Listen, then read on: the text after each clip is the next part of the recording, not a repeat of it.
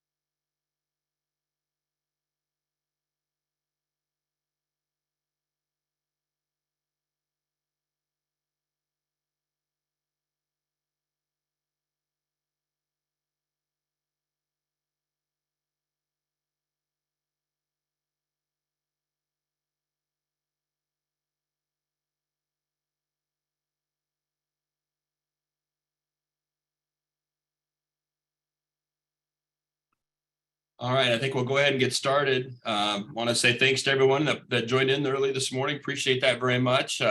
Obviously, this meeting is about the card readers that many of you have probably already received, and you'll be hosting regional basketball events starting this week and next. And just wanted to give you all a background. Hopefully, if you have any questions or give you some idea of how the card reader works, along with it, any other questions you might have regarding Bound tickets. So got the fine folks of Bound here with us today to kind of talk about that.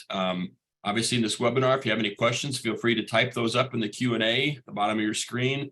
We'll try to answer those as well. But I'd like to introduce you to Brian Gordon from Bound, along with Michael Kemp and Drew Gordon and Nathan Hala. They're going to kind of walk you through this and give you some hints on how this works. I think it'll be relatively easy to figure out. But again, appreciate them coming on this morning to help us out. So Brian, I'll go ahead and let you take the reins. Thanks. All right. Thanks, Jason. My name is Brian Gordon. As Jason said, I grew up here in Iowa, live in Van Meter now, football coach. So pretty passionate about what you all are doing and always here to help. Basically, we have two groups of schools right now in the regionals. The first group is the one that's already been using the readers during the regular season that we've rolled out. And there's some support around that to get them switched over to the Girls Union event and their Stripe account. And then we've got the new group with the readers that you all should have received or will be receiving in the next day or so. So getting those connected and set up, one of the things that we've found over the last 6 months is that it's pretty important to make that process known to your technology director, because a lot of times schools have firewalls that don't allow that reader to process through their system until it's okayed or whitelisted, some schools call it. So getting with your technology director on that is a big deal. It does take it takes the card reader and a device, which is either a laptop or an iPad or something, signed into the admin and both connected to the same network. That's the most important thing of this process, is that the admin, the Bound admin that you pull up, so your own school admin, and I'll walk you through that process here in a second, is connected to the same network in the school. And the quality of the Wi-Fi is obviously a big deal. So when you're testing this, test it at the location that you're going to be taking tickets, and find out if you've got a couple different networks in the school, which network is the best in that location, because that's going to be all about the speed of the card reader at gate. I mean, if you have a great network, you have a great signal, that card should process in about 3 seconds. It goes really fast, and then the page will refresh. So I'll show you, I'm going to share my screen here.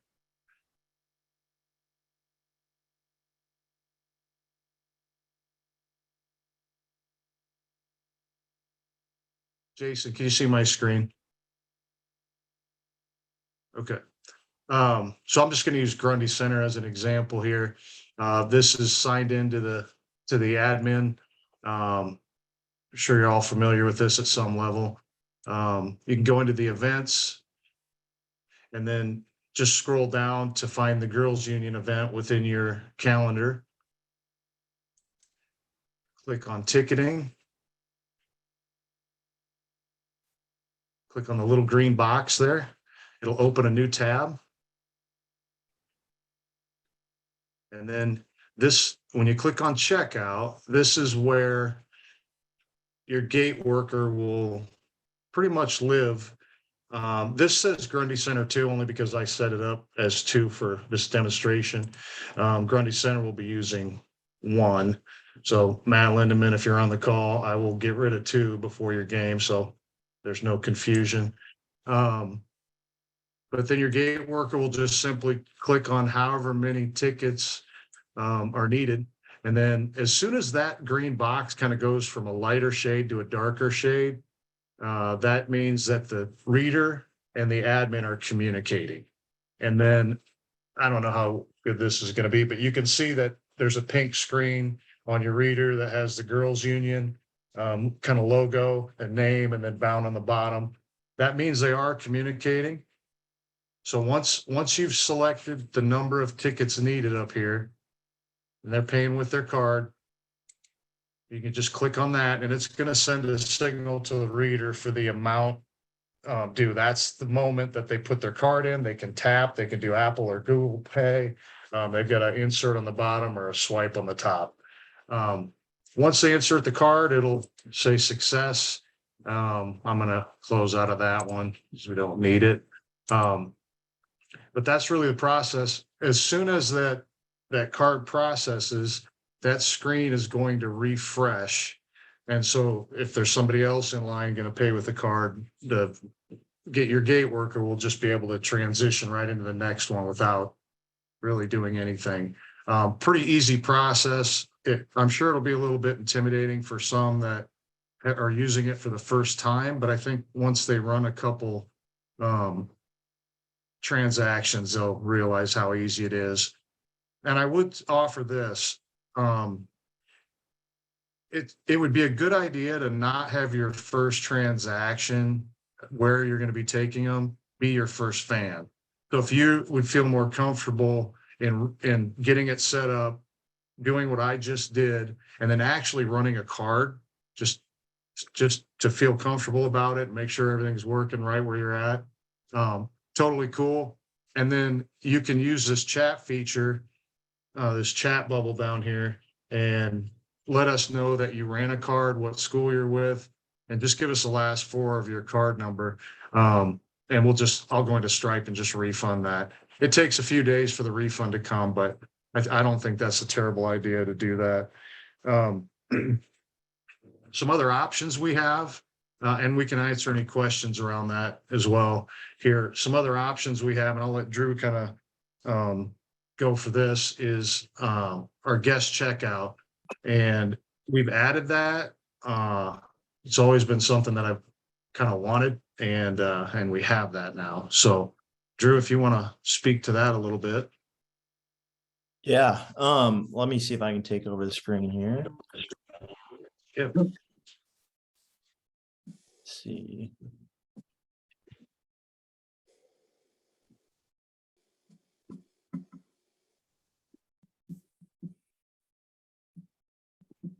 Oh, I gotta open my system preferences.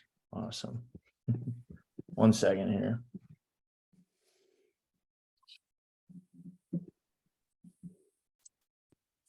Well, it's gonna make me quit out of Zoom, but let me jump off and restart, and then I'll jump back on, and then I can share this. Yeah, that's okay, Drew. I'll answer a few of the questions here. Okay. What errors have we seen or issues with this process, and any workarounds? The biggest thing has been the network. So if you can, within the schools, so if you can make sure your tech director is involved in this.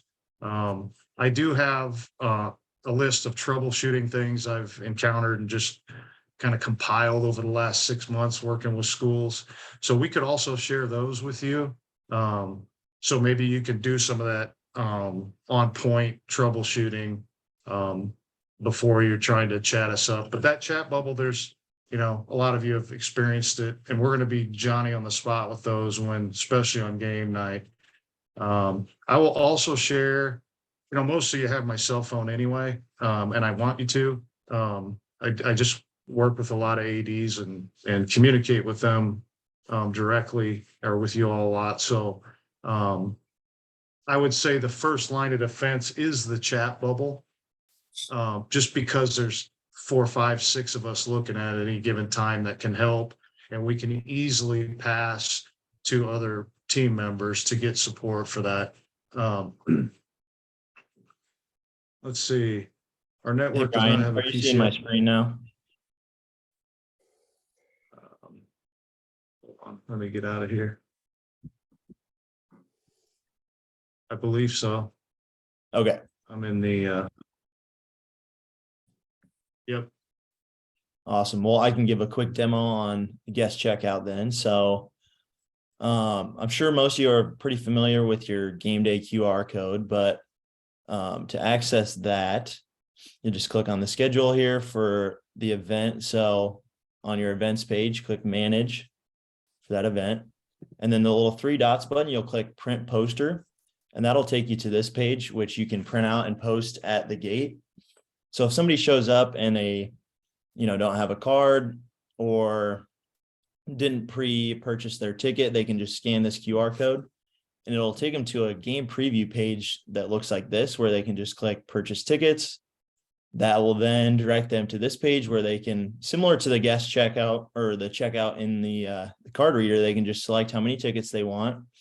I believe they can leave this email address blank or sign in if they want. And then all they're doing really is putting in their card information, or if they have Apple Pay, Google Pay, anything like that, they can do that just as quickly. So that's another easy way for somebody to buy a ticket on the spot if they don't have their card or didn't purchase the ticket beforehand. So yeah, just a quick demo on that. But then we can also talk about scanning tickets, which I'm sure most of you are familiar with from hosting before or seeing this in the past. But a quick demo on this. So if somebody shows up with their QR code here, your ticket taker will have any device, a iPhone, tablet, whatever, anything that has a camera that's able to scan a QR code. So what they'll do is, let's say I'm the ticket taker, somebody shows up, they have all these tickets. I'll simply take my phone, scan the QR code, and it'll pull up this page in my phone of all the tickets. If, let's say it's a family of 5, they all show up and I ask, all right, you have 5 tickets. How many people are here coming in at this moment? And they say 5. I can simply tap the activate all button at the top, or if it's just a few members of the group or the family that show up, I just hit tap at gate for each person that's shown up in that moment. And then the next people that show up later, same process, scan that same QR code. The rest will show up as still available to use. So pretty easy process. It allows for different people to show up at different times with one QR code. And if you have a big group all under one transaction, you can simply just activate them all and then they all go in at once. It's not 5, 10 QR codes that are getting scanned. So yeah, I can definitely answer any questions on that or the guest checkout. Otherwise, if we want to jump into opening up for questions overall or anything else that Brian, Michael, Nathan, you guys want to share, we can move on. I'm just wondering if there's anything you want to fill in there. You may have already said this, but the one that it's set up correctly on the card reader, because there'll be an image on there that has the Girls Union logo on there as well as the Bound logo. And so if you have that on your reader, you've connected that successfully. That's a pretty simple tell to know if you're on the right thing or not. Yeah, Drew, the I know readers. oops, I'm sorry. Go ahead. we set up all the readers in advance to the school and to connect it to the girls' union. And so there shouldn't be anything for the school to do other than make sure it can connect through your network. I know while I've got Nathan and Michael on here, I don't know if you've still got it, both have an 8, but there was a question here on the network does not have PCI DSS compliance. Must be in a compliant network, even if it is closed or private. I know that our compliance lies with Stripe. That's why we use them. And I know, and some schools have had some issues with that and they use a hotspot. Do you have any other, Nathan or Michael, do you have any other ideas around that? I do not off the top of my head. I'd have to look into that. I'm not aware that we've encountered that as a problem with the fleet of readers that we have out in the field so far. But we can certainly look into that and get an answer on it. Yeah, I know schools have had success getting the MAC address from the reader. And one thing on the reader, to get into any of those settings, in the bottom left corner of the screen, you just swipe from left to right. It'll go give you the settings. And then for the IT guys to find the diagnostics, it's the bottom one. And getting that MAC address to that specific reader kind of okayed in the system seems to be the biggest thing, because that PCI compliance lies with Stripe. That's where that comes, and that comes up a lot with the business offices I've talked to, and that there's a whole list of things they've got to go 300 deep, things they go through to be compliant. So if that's a concern, Nathan, we can forward any of those docs to your business office as well, that show that compliance level. Sorry, Jason, did you have something? No, I think it was answered, but maybe it wouldn't hurt to, maybe other people have the same thing. I know someone has asked if you could show how to get that QR one more time. Drew, could you do that? I know it looks like they found it, but maybe others have that same question. Yep. Let me share my screen again here. Okay. If that's sharing or not, let me know. But Yep. okay. So essentially you'll just come into your home dashboard here in the admin side. And then if the game shows up here, that's great. But I would just go to your events calendar and then scroll down to the event here. And then under the competitions here, there's a manage button. So right now I'm displaying my schedule. If I went to hosting, it would show that, officials, ticketing, but it's defaulted to schedule. So underneath this game, I can manage that schedule, that game, that competition. And then there's this 3 dots button. This is just what I call it, next to the actual competition itself, where you can print your programs, view the actual team schedule, and then print your poster. So that's the one you're going to want. This is something that we had before, mainly just for people to, well, I guess they could purchase tickets before, but there wasn't guest checkout. So they still had to create an account.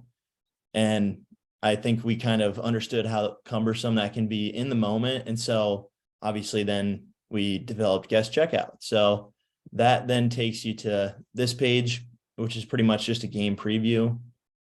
And then from there, they can just hit purchase tickets. That'll pull up this page where obviously then they can add as many tickets as they like, do Google Pay, Apple Pay, and whatever they have. So hopefully that helps a little bit on that.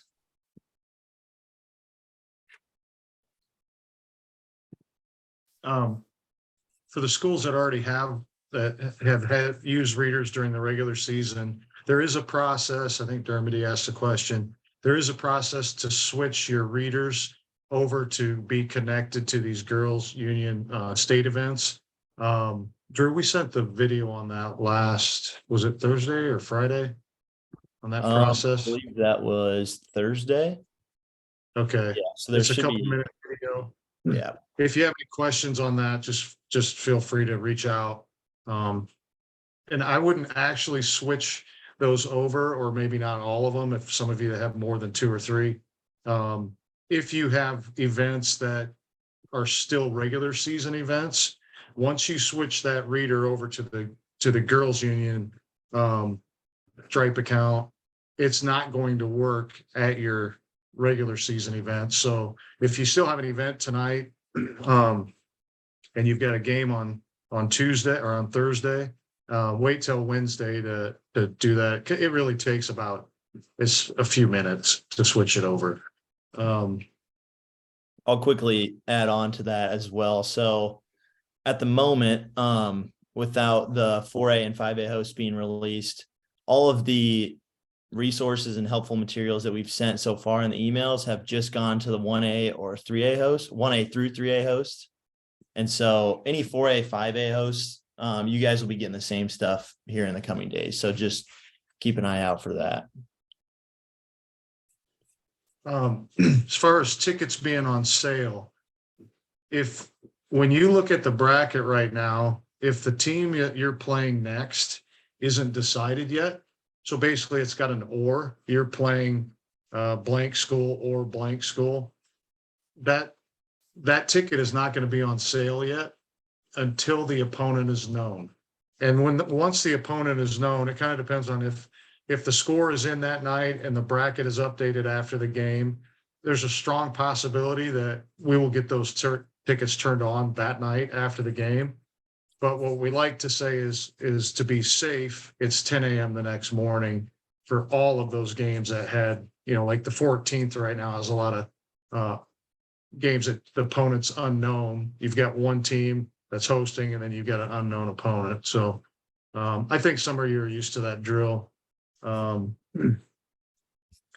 pairing process, I'm guessing what you're asking is between the reader and the device that you're using that you're logged into the admin. Basically that's communicating through the network and through Stripe servers, because none of the financial transactions cross our servers at Bound, which is part of that PCI compliance. So it's communicating the reader to Stripe servers and then back to us that a ticket was purchased. Basically, the reader is an Android phone with credit card capability, and that's how it communicates. I guess Drew, you kind of went over when they'll receive the readers. If you're not anybody that's hosting the 9th through 11th should have already received their readers. If you haven't, chat us up and we'll track it through USPS. Some of them were sent to PO boxes, so I don't know if you just need to check the PO box. That's what we had on our system. So Yeah, what if you have two I noticed, John Mueller, I noticed you asked when can you expect the readers to arrive. I can look at the delivery status on that right now and let you know where it's at. So just give me 1 second. Brian, if you want to continue, sorry. Two doors. Yeah, that's especially if you can't access the other door through the inside of the school without just basically letting them in. You could communicate to the opposing team's AD that's coming and say, hey, we're going to have the credit card reader at the north gate or whatever, and to your own fans. So they have that, if somebody's got to walk around, that's something inside the school. And that's one of the reasons why we roll these out in the regular season too, just to use as an alternative to what other form of payment you're taking at gate.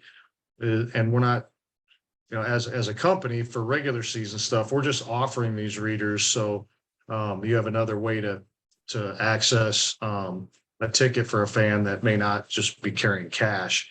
And then you'll have a couple readers and then you'll be able to cover both of those gates. So that is an option post season as well.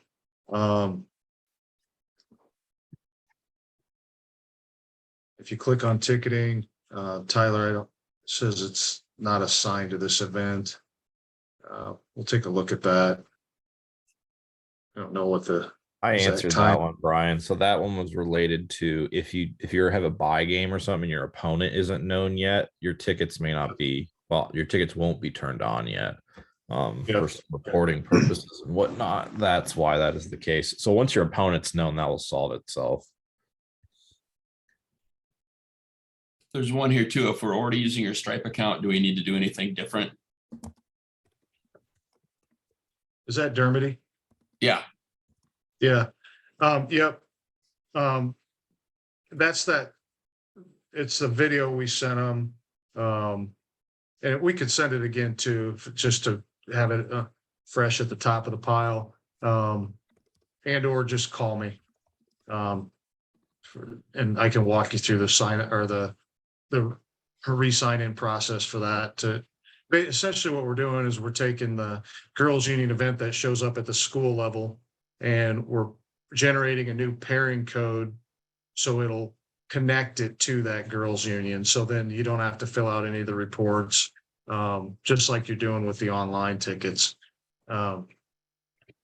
It's really not, it doesn't take, and you don't have to switch all of your, if some of you I know have 4 card readers just to cover all your events.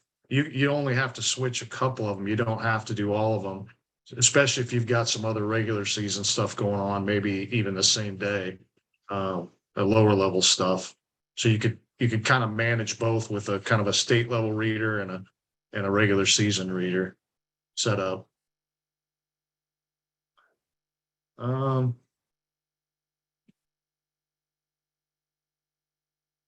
Yeah, Wade, I think all we're saying with the card reader is just have it out and have it available. So if somebody shows up, and they don't have cash and all they have is their card. If somebody showing up without a phone would be kind of an anomaly, it seems like anymore. But just have it set up. So if somebody wants to pay that way, they have that option. Looks like there's a question from anonymous attendee at 7:45. So for scanning the tickets, is there a need to have the Bound app on the tablets, phones, or the devices? So no, you don't need the app. All you need is just the camera app on your phone, and that you can scan the QR codes that way. So don't need to have the app.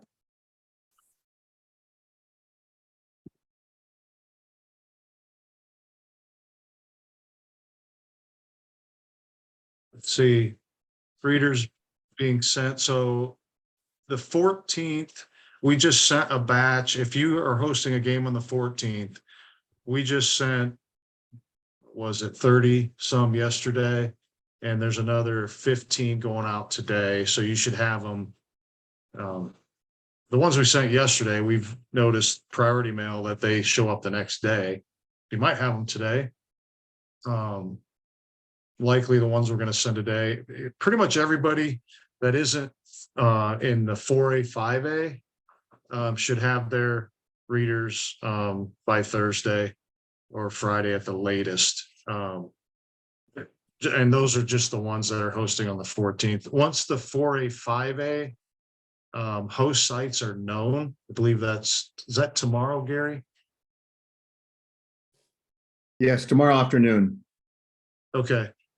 So then we'll start getting those readers paired to the host schools and then send out those. I believe there's 56 host sites. Is that right? Something like that. Anyway, and I know some of those already have readers in their schools. So that's just a switch over. So we do have some time on those to get that done before the 4A, 5A starts next week. So so the purpose of knowing the Wi-Fi MAC address is that's where you need to get with your technology director. And you find that in the settings, swipe from left to right on the card reader, click on settings, diagnostics is on the bottom. You're gonna want to click on that and scroll down to find that Wi-Fi MAC address. And that's the address that the tech director needs to put in your network to basically open the door to allow that transaction to happen. That's a great question, because that is the most problematic thing. If we're not talking to the tech director, we're probably not fixing that. So I would encourage ADs as you're getting these to get with whoever is handling that technology on that. Most schools are limiting what what kids can that can not get through the system. So that's come up almost at every school. So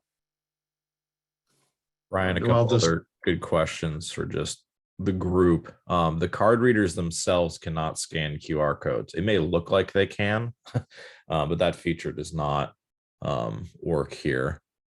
And then processing fees. The fees will be the same on readers for fans as online ticketing. The charging port is on the right side. As you're looking at the screen, right to the top, there's a little lightning bolt above it. There's another port on the left side that looks pretty much the same, except it's got a headphone thing above it. So that mistake has been made a few times. It's pretty small, so it's, you know, easy to make that mistake. Oh, if you don't have your reader and you have a game on the 9th or the 11th, definitely chat us through that, using that chat bubble, or call my phone direct. And I'll put that somewhere on here. I'll give it to you No. too. It's 5. Oh, go ahead. I was just going to add to that. So the address that we sent the readers to was the mailing address listed in your member directory. So a lot of those were PO boxes and other addresses. So make sure you check that. Or like you said, Brian, if you want to just hit us up, we'll check the delivery status and make sure it's either on its way or should be there by now. So Yeah. Again, that chat bubble is the biggest, the first line of defense for questions, because there's just so many of us looking at it. Oh, the admin pin. Yes, great question, Tyler. It's 07139. And that is for every single reader that exists. So if it's asking you for an admin pin, it's 07139. I would just write that on the flap of the box or somewhere. And I guess FYI, on the box that it comes in, the regular season schools have really just used that box for the storage, for just to protect the reader. As long as it lasts, it is cardboard. So obviously if it leave it out in the rain, you're going to be looking for a different carrying case. But it's worked really well. And it also has, for those schools that have more than one reader, it's a quick knowledge of what reader you're actually grabbing. Because that matters on the checkout screen for the ones that have more than one reader. So 07139, when it asks for that, it's the same for all of you. Great question. There's one other one I out here too, Brian. Yeah. Will we all get new card readers if you already have one, or do we need to reconfigure the current card readers? Yeah, so that kind of relates to the same question that Dermody asked. If you have them already, I think we're just going to resend to all the schools that use them for regular season and are hosting. We'll send that video again, and it shows you how to basically repair your current reader. That's the nature of the question, right, Jason? Yeah, I think so. Okay. So, but again, if you have questions, just call my cell on that. If you're having issues transferring that over, it's really not a lengthy process at all. But if you haven't done it before, it's, you haven't done it before. So I don't know of any email that needs to be whitelisted for the reader to work. Michael, are you? I don't think I've ever had that. I'm not 100% sure. I think it may vary a little bit depending on the network. The serial number should be easy to find on the device. I don't know, you might actually be more familiar with that than me, even Brian, but I know your experience has been that when you've put that, when you've explained that setup to, or explained what is necessary to a tech director, they have been able to solve it very quickly without much in the way of explanation. So I think whatever it is pretty straightforward. on their end. And I think it varies a bit from school to school. So it's hard to say a kind of a catch-all solution there. Yeah, I know when you go, when you, when your reader is turned on and you swipe from left to right on the screen, and it'll give you the settings, and then on the bottom option, diagnostics, the serial number for that unit's right at the top, if that's needed in your network. And then you just scroll down maybe mid-screen, and that's where you get that MAC address. And that has been the one that has been successful in opening that door to the network for these to process. I would encourage and strongly recommend, don't be testing this an hour before the event. If your tech director hasn't looked at it until an hour before the event, that's going to be really difficult to get, because I don't know how much, hopefully it'll just be really quiet, and but I would imagine there'll be some issues here and there, and just test that as soon as, and I'm sure you will, just because there's so many people on the call that you're definitely interested in making sure this works well. So you can test it well in advance for the games that are the 9th and the 11th that are live right now as a ticket. You could test it whenever you want. Brian, is there help documentation available like on our site too with this? I know people are getting sent stuff, but is there a place they can go to find it? I also saw somebody asking about the chat that we've been talking about. When you're logged in or on the public side of Bound, it's in the bottom right-hand corner. It's a little green bubble with the Bound logo on it. I can answer that first part, Michael. So as you mentioned, some of the support docs and videos that we've been talking about have been emailed, but that can be something that we do today, is put it up in actual support articles that live in the system. So that'll be a focus today. So if you need anything, any questions, you can refer to those if needed as well. And those can be accessed. I mean, obviously we send them out via email, but those can also be, help documentation can be accessed through that chat bubble too. So when you click on that, there's options for searching for help docs as well as chatting with us. So I think all of the process that's been talked about today will be documented in those as well. And I also would say any documents you guys have, if you can send it to us, so we can put it on our site as well, that would be really helpful. Okay. And I think the big question we're getting right now, Brian, is you've been hitting at your cell number. Go ahead and give it out to everybody. I'm going to respond to somebody in here. Is that showing up on there? No. My cell.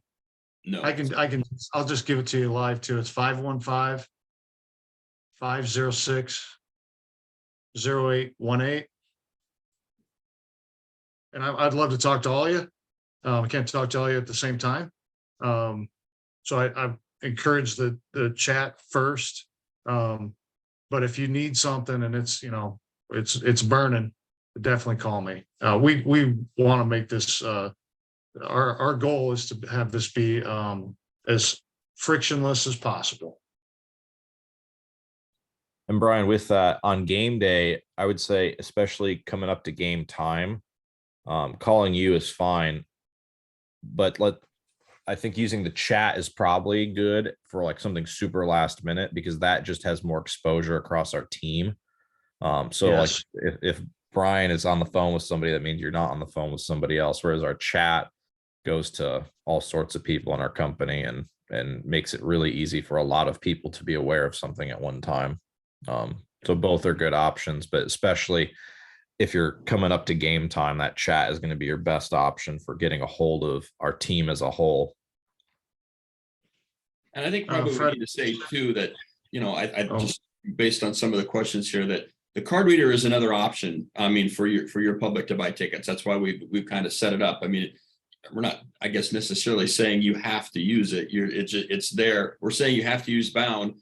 The card reader is there to give your public another option to pay. I mean, if they don't feel comfortable using the computer, and if I'm wrong, I guess tell me I'm wrong, guys. But I mean, it's not. I mean, it's just another avenue to help your public out to get tickets. Exactly. And it's the same thing we tell schools that use us during the regular season, is they have different forms of payment they're using. And we're not telling them they need to use our ticketing exclusively. We're just offering a software solution that, and because to be honest, there's a lot of people that just don't carry cash around.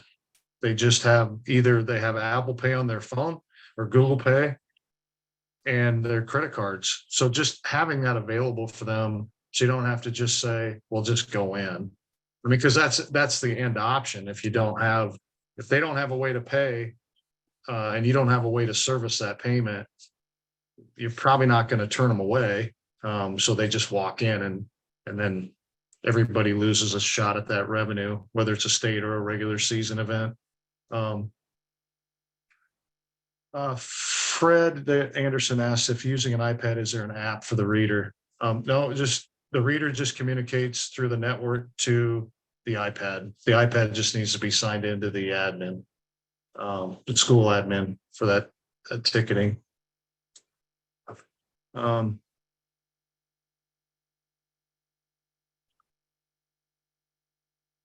don't know, is there, think of anything else, Drew, Michael, Nathan? No, other than just reiterating that it's a good idea to get the tech director involved early on. And if there's something else other than that Wi-Fi MAC address, which the MAC address is basically the unique address for that device on your network. And so if your network is kind of locked down, that's why you need that MAC address. IP addresses can change a lot. Networks oftentimes don't have static IP addresses, which mean like this is where this device is on the network. Those are oftentimes like dynamically assigned. That MAC address is never going to change, which is why it's oftentimes the most important one to get whitelisted if the network is locked down at a higher level. But again, getting the tech director involved is probably the most important thing there to really help kind of pin down.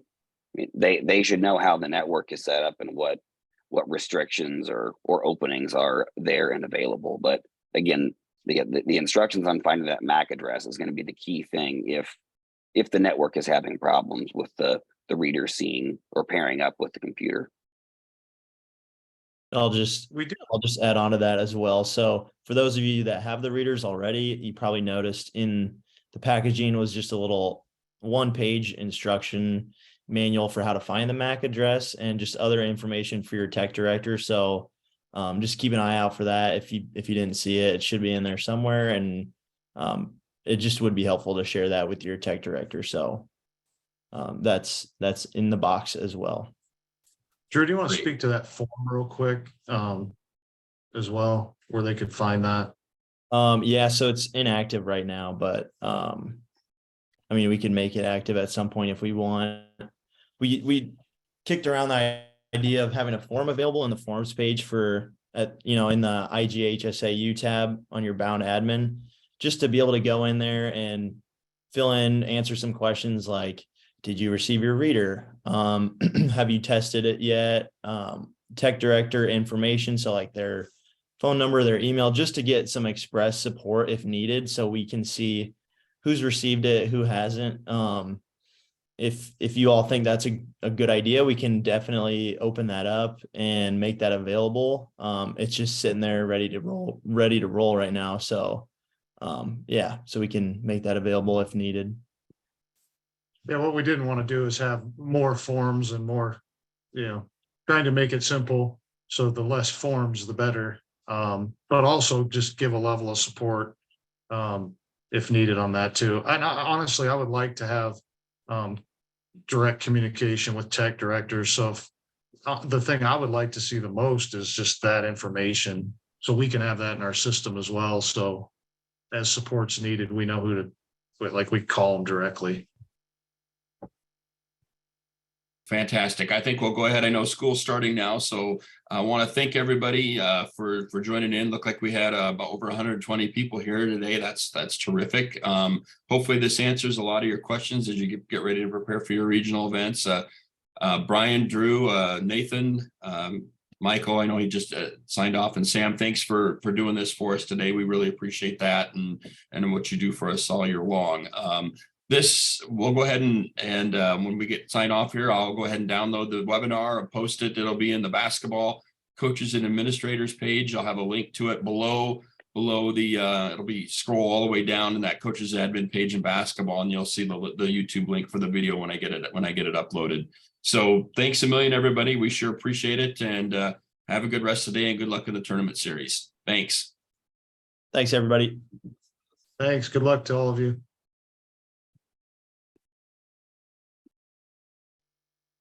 Thanks, fellas. Appreciate it.